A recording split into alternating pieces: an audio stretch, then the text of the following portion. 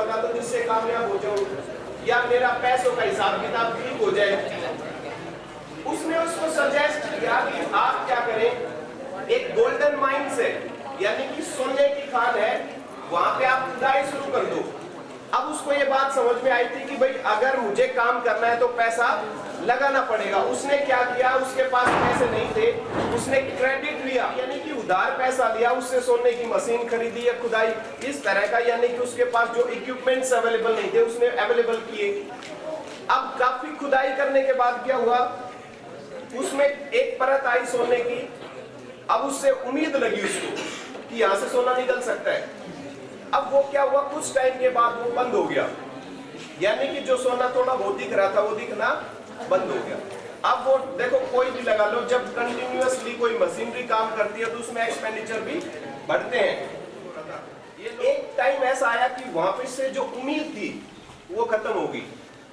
अब उसने वापस गया उस कैंडिडेट के पास, बोला जी ऐसा है, वहां से तो सोना ही नहीं निकल रहा, वो टाइम हो गया। बोला जी कोई दिक्कत नहीं, आप खुदाई जारी रखो।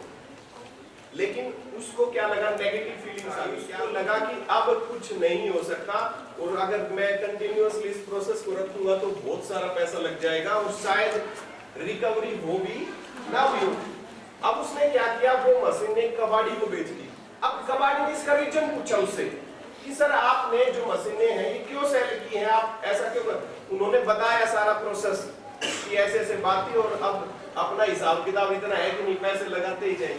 अब यहाँ तक उसकी कहानी खत्म। अब अगला चैप्टर आ गया कबाड़ी। जो गोल्डन माइंस के एक्सपर्ट्स होते हैं, यहाँ से जो मैसेज आएगा अब तक वो यही है, गोल्डन माइंस के जो एक्सपर्ट्स होते हैं उन्होंने उसको बुलाया, वहां पे इन्वेस्टिगेशन की।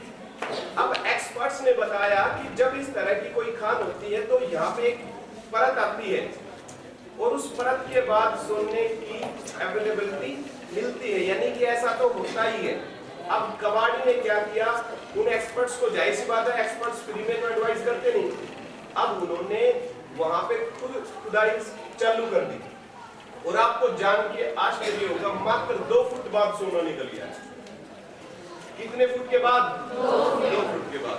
अब सोच के देखो, अगर फर्स्ट कैरेक्टर में अपन जाएं, आपके साथ ऐसा हो और आपको पता लगे आपके एग्जिट करने के जस्ट 2 फीट के बाद अगर इतना सारा सोना निकल गया है तो आप क्या करेंगे? दुख होगा कि नहीं, है ना?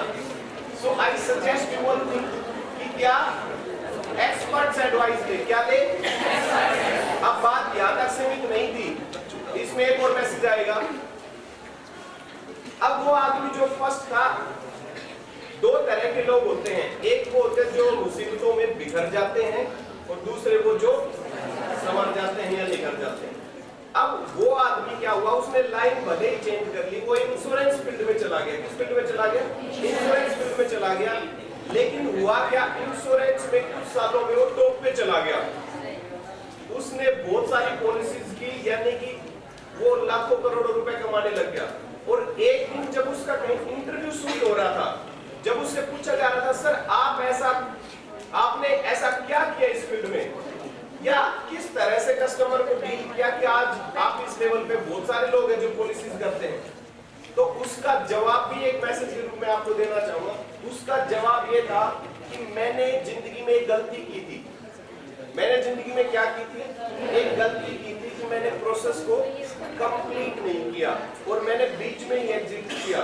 और उस दिन के बाद जब भी मेरी लाइफ में प्रॉब्लम आती है, कस्टमर मना करता है, या मेरा जो क्लाइंट है एक वहां से सेल नहीं हो पा रही प्रॉपर्ली, तो मैं एग्जिट नहीं करता, मैं निराश नहीं होता। मुझे आज भी वो दिन याद है, मैं हमेशा यही सोचता हूँ क्या पता आज भी सफलता 2 फीट दूर हो। और यही एक रीजन है कि मैं कंटिन्यूअसली आगे बढ़ता रहता हूँ, मैं कभी भी डिमोरलाइज नहीं होता।